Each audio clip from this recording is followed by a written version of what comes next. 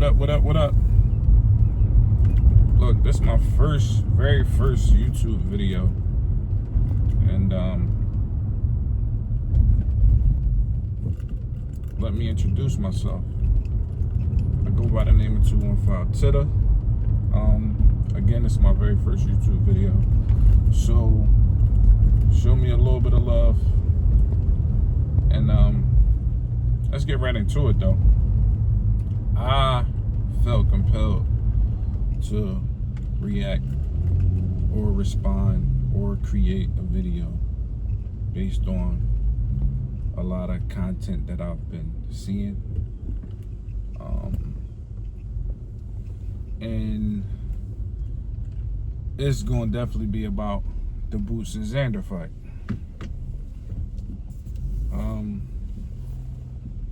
Boots and Xander, this is going to be a good fight that I will be in attendance, by the way. But just to speak about some of the things I heard, the arguments that I'm hearing for Boots, the arguments that I'm hearing for Xander, a lot of the arguments, you can actually take points from both sides, and you can use that same argument that you would make for Xander. You could use that same argument for Boots, right? And I see a lot of people being disingenuous about the real take on the fight. I think Boots will win the fight. It's not going to be as close as a lot of people making it seem. That's just my prediction though. But I can't criticize Xander for one thing or another. You can't criticize Boots for one thing or another. So I can't be a hard critic for Xander saying why he will lose the fight indefinitely. I just think Boots has a better skill set. And it's really just that simple. We can kind of make all these different arguments as to why one person will win over the other, right? But I think what's really bothering me about a lot of the videos that I've been seeing was, well, let's be clear, I'm not bothered at all. People got their opinion, I got mine. So let's rectify that. But again, the videos that I've been seeing, and I just take issue with a lot of the videos that I've been seeing, because I hear Boots has never faced anyone, and I'm like, this does not make sense. When we're talking about Boots versus Xander, how can you critique Boots in the sense that he hasn't faced anyone without looking at Xander's boxing record as well? Like, how I'm trying to really wrap my mind about how do you make that argument when the person that you're arguing for has faced the same level of opposition at best or worse, but he's just a two belt unified champion. Boots got about 12 or 13 more fights than Xander, so the experience department is still more favorable to Boots, whether they had the same level of opposition or not. I think Boots does have the edge in that department as far as level of opposition. Now, when you couple that with the 12 or 13 additional fights and the experience factor, you can't make an argument for Boots, is what I mean. You can't make an argument for Xander, excuse me, is what I'm saying. It's in the department of who has this guy faced. You just can't make that argument. And I keep hearing, oh, Boots has never faced anyone. And I could see that could be partly due to Boots, right? So whether it's his fault or not, but it's still, you still have to say it's partly because of him.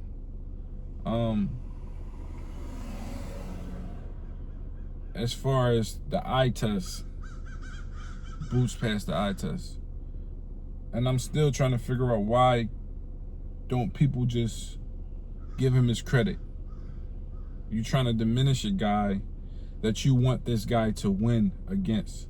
So because you want to diminish him, the quality of a fighter he is, right? It's kind of strange, because if your guy wins, which is Xander, which is the people that I'm seeing Xander saying he has a chance, which every fighter does have a chance, right? We can't go against that. Xander is a very game opponent. We can't diminish his accomplishments in the sport as well. Very talented guy. You know, I didn't know much about Xander before this announcement. I looked at him. Solid fighter. Well-rounded. He got a few things that I think he needs to work on. But again, every fight, you can't look at one fight per se and think that will be the same person that Boots will face. If you look at Xander previous fights, every fight you gain a little more experience. You learn a little more in the space that you're in, right? That's why experience is a major factor, a major component in growth in this space. So if you take that same equation and say Boots, I hear a lot of the Karen comments about how he fought Karen. He didn't only fight Karen once, he fought Karen twice.